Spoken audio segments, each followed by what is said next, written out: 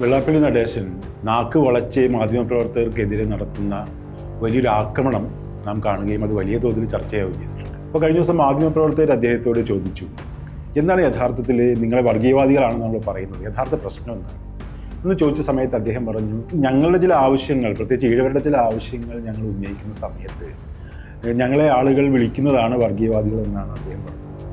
മലപ്പുറം, കോഴിക്കോട്, കണ്ണൂർ പ്രദേശങ്ങളിൽ SNDPക്ക് ആ കാര്യമായ സ്ഥാപനങ്ങളൊന്നുമില്ലെന്നും ഈ സ്ഥാപനങ്ങൾ മുഴുവൻ ഉണ്ടാക്കാനുള്ള ശ്രമങ്ങളെ മുടക്കുന്നതിന് പിന്നിൽ ലീഗിനെ പോലെയുള്ള മുസ്ലിം സംഘടനകളാണ് എന്നാണ് വെള്ളാപ്പള്ളി നടേശൻ പറഞ്ഞുകൊണ്ടിരിക്കുന്നത്. ഇതിന് മുന്നും അദ്ദേഹം ഇങ്ങനെയൊക്കെ പറഞ്ഞിട്ടുണ്ട്.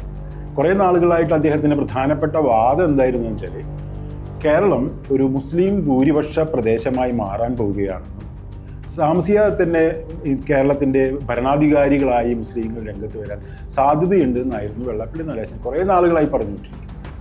മാത്രമല്ല, അദ്ദേഹം വേറൊരു കാര്യം കൂടി പറഞ്ഞിട്ടുണ്ട്. UDFൻ്റെ പിന്നിൽ കേരളം ആര് ഭരിച്ചാലും അവരൊക്കെ മുസ്ലിം ലീഗാണ് അതിനൊക്കെ നിയന്ത്രിക്കുകയെന്നും UDFൻ്റെ പിന്നിൽ ലീഗാണ് എന്നും അദ്ദേഹം പറയുണ്ടായി. ഈ രീതിയിൽ മുസ്ലിങ്ങൾക്കെതിരെ വലിയ വിദ്വേഷ പ്രചാരം നടത്തുന്നതിൽ വെള്ളാപ്പള്ളി നടേശൻ വളരെ മുന്നിലാണ്.